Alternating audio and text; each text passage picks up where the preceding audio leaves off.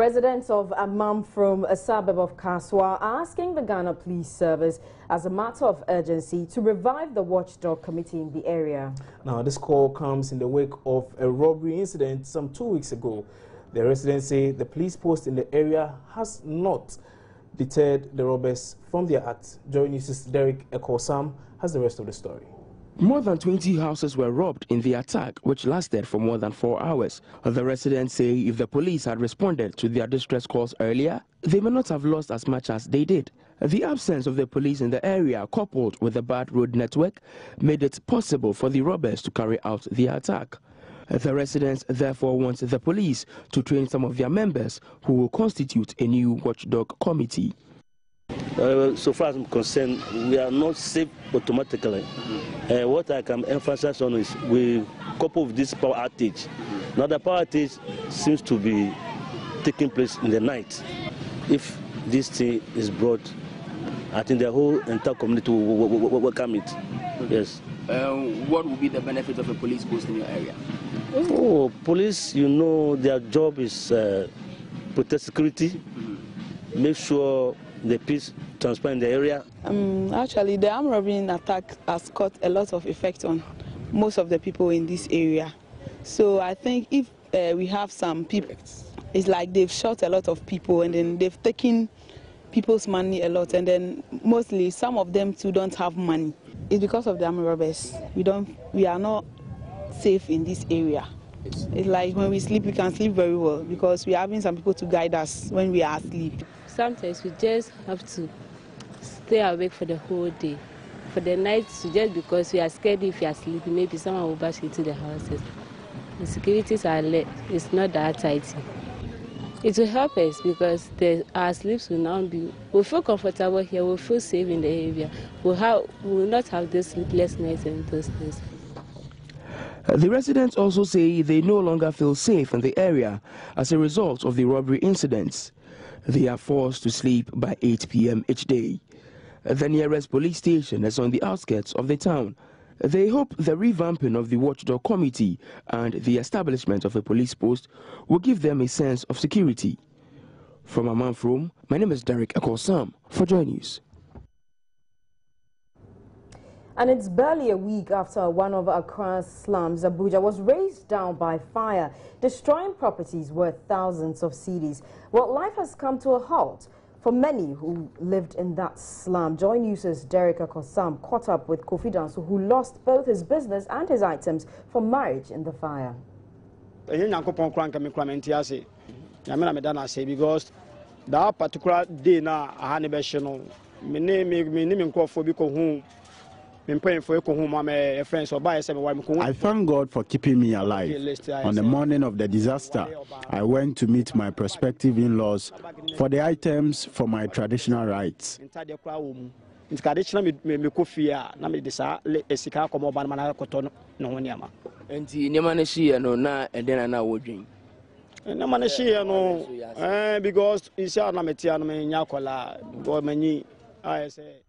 I am aging, and it's time to settle down with my dream woman. I've asked my fiancée to move to her parents' residence. I said, to send them, I lost my life.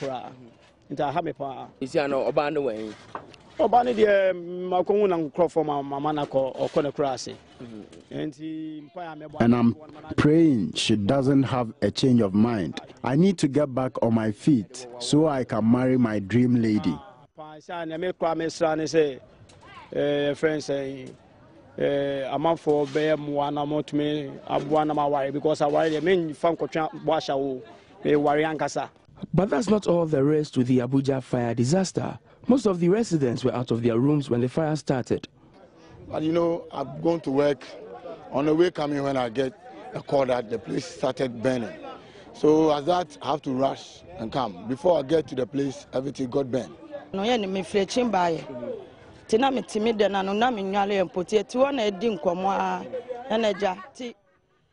had returned from hawking and was chatting with my neighbors. I excused myself to take a shower, but for my friend's strength, I would have died.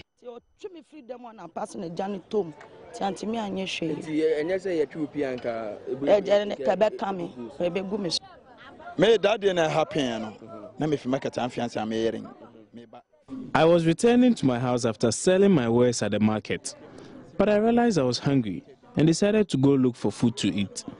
That was when I saw smoke coming from here. We did not expect it to have such an effect on our lives. I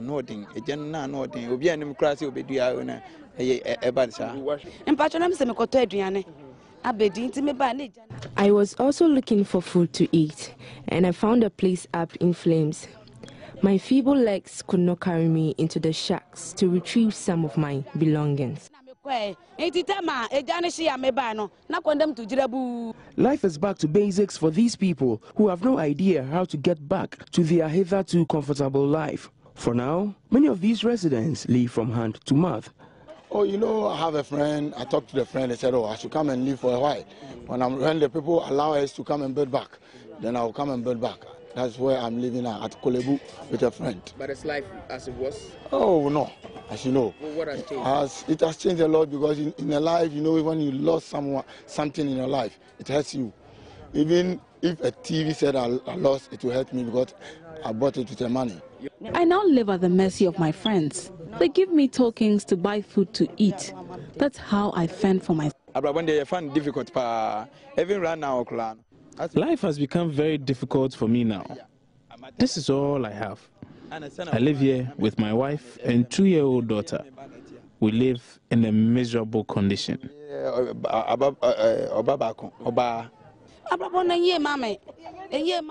Life has become unbearable for me now.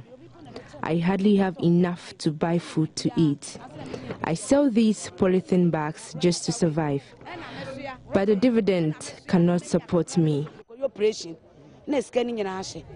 The trauma of seeing their once vibrant community now silent as a graveyard is one they will not recover from for a while. From Abuja in Accra, Derek Ekosam for Joy News. So that's life after the fire. Well, Kwabna, there's some news coming in. Yes, indeed. We cannot go to Tema, where we are told that the 2 people have actually been burnt to death in a fire incident in that area. Now, the 2 were believed to be sleeping in a room made of wood, which caught fire, trapping them. Joining us, Kwame Anka is the man on the ground. He's following this beat, and we can now get some more from him as he joins us over the telephone. So, Kwame, can you tell me much more about this? Who are these 2 people who have been killed by this? Well, these are pupils, a 14-year-old girl and then a 4-year-old girl from the same family.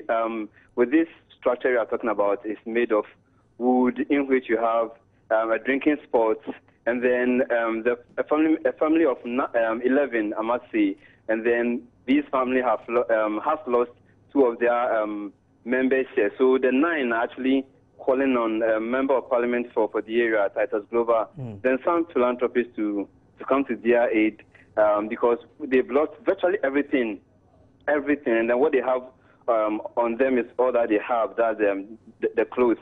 So to them, life has come to a standstill and must start from a scratch. So for that, members of the community are just trooping in to catch a glimpse of what's actually happening there, because to them this is a big surprise. They least expected this to happen. Kwame, let me ask. What exactly happened? How did this happen? Yes, to them they suspect the fire to have been caused by a candle which was lit last night, because the place was experiencing some it was under doom, so if I may put it that way. And candle was what they were using in the because the place was very dark. And as at 2 a.m. this dawn, they heard some members screaming fire here and there, and then they tried escaping. So the 2 girls were trapped in there with the spots and everything, and then the fire burnt them to death. Has the police been to the scene already, and what have they been saying? Yes, the police were there earlier to convey the bodies to the morgue. The fire service were in, the Kapora Fire Service in first, and then followed by the Ghana National Fire Service. But to them, their work was obstructed because some few meters to the spot, some people had a party yesterday, but did not dismantle or just reorganize the place and had a road blocked. So it was very difficult to find their way around to be able to put the fire off, and that led to the delay, leading to the fire destroying everything, including these girls being dead as I speak. Kwame Yanka, many thanks for your time. That was our correspondent Kwame Yanka reporting live from Tema, where we are told that 2 people have actually been burnt to death in a fire incident in that particular area. Franka, sad story there. And I've got some more sad stories for you, Kwame. Can you imagine being born without a reproductive organ? How is that possible? Yes, obviously procreation will be out of the question for you, but that will not be the worst compared to the shame and scorn that you'd have to endure from the public. Mahmoud Mohammed Nuruddin has been speaking with Abna Tamia, a woman born without a reproductive organ. She has now undergone surgery. Born without a reproductive organ, Abna was stigmatized and subjected to verbal abuse. These killed his zest for life. Anytime